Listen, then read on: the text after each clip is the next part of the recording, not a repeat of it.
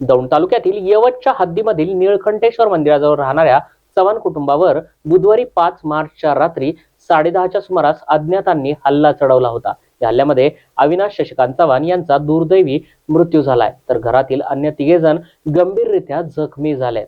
यानंतर येवत पोलीस आणि पुणे ग्रामीण पोलिसांच्या स्थानिक गुन्हे शाखेनं 24 तासांच्या आत या हल्ल्यातील 4ही संशयित आरोपींना जेरबंद केलंय। पुणे ग्रामीणचे पोलीस अधीक्षक पंकज देशमुख स्वतः या प्रकारामध्ये लक्ष घालून होते। या आरोपींच्या शोधासाठी 4 ते 5 पोलीस पथकं रवाना देखील करण्यात आली होती। त्यांनी हा हल्ला का केला याचा शोध आम्ही घेत असल्याचं पोलीस अधीक्षक पंकज देशमुख यांनी यावेळी सांगितलं। एक घटना यवत स्टेशन ह्या भागामध्ये घडली। तिथे वस्तीवरच्या चव्हाण कुटुंबियांच्या घरामध्ये काही लोक शिरले आणि त्यांनी त्या कुटुंबियांना मारहाण केली। जेव्हा त्यांच्या घराच्या बाहेर हे होते तेव्हा त्या कुटुंबातल्या ज्या महिला आहेत त्यांना काहीतरी डाऊट आला, कारण त्या बाहेरच भांडे घासत होत्या। त्यांनी त्यांच्या पतीला सांगितलं, पती गच्चीवर गेला, गच्चीवरून टॉर्चने बघितलं आणि मग तो घराबाहेर पडला। तर त्या व्यक्तीवर यांनी हल्ला केला आणि दांडक्याने त्याच्या डोक्यात प्रहार करण्यात आला। त्याच्यानंतर हे 4ही आरोपी तिथे त्यांच्या घरामध्ये शिरले आणि त्यांनी जे आहे त्या घरातील 2 महिलांवर, म्हणजे त्या घरात त्या व्यक्तीची आई आणि त्यांची बहीण अशा दोघांवर हल्ला केला। त्यासोबतच त्यांच्या वडिलांवर सुद्धा हल्ला केला। ह्यामध्ये ज्या फिर्यादी आहेत त्या त्यांच्या मुलाला घेऊन त्यांनी बेडरूमचे जे बाथरूम होतं त्या बाथरूममध्ये स्वतःला कोंडून घेतलं आणि शेजारचे जे मुळीक आहेत त्यांना फोन करून माहिती दिली।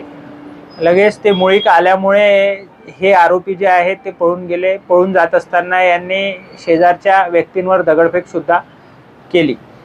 ह्या घटनेची माहिती मिळाल्यानंतर तात्काळ यवतचा पूर्ण स्टाफ हा घटनास्थळी पोहोचला होता आणि त्यांनी त्याच्यानंतर सगळा तपास सुरू केला। सकाळी ह्याच्यातले जे काही क्लूज आहेत ते सगळे गोळा करायला सुरुवात केली आणि दुपारपर्यंत आमच्याकडे बऱ्यापैकी ह्या संदर्भाने क्लूज उपलब्ध होते।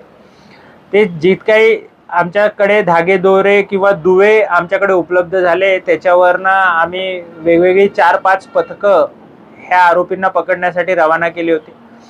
सुदैवाने ते ह्याच भागामध्ये असल्यामुळे हे 4हीच्या 4ही आरोपी आम्हाला प्राप्त झालेले आहेत, इथे मिळून आलेले आहेत आणि ह्या 4ही आरोपींनी ह्या गुन्ह्यासंदर्भातली कबुली दिलेली आहे।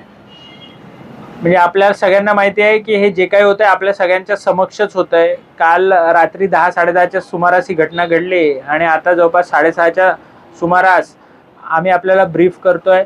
एक तासाभरापूर्वीच हे आरोपी आमच्याकडे आम्हाला प्राप्त झालेले आहेत। पुढचा त्यांचा तपास हा सुरू आहे, परंतु ह्या आरोपींनी गुन्ह्याची जी इनिशियल कबुली आहे ती दिलेली आहे। ह्यामध्ये कोणाचा काय रोल होता, ह्यापूर्वीचे त्यांच्यावर काय गुन्हे होते, ह्या सगळ्या बाबींबद्दलचा तपास जो आहे तो आमचा सुरू आहे। Okay. Pawan Salve, zoom on news, Daund.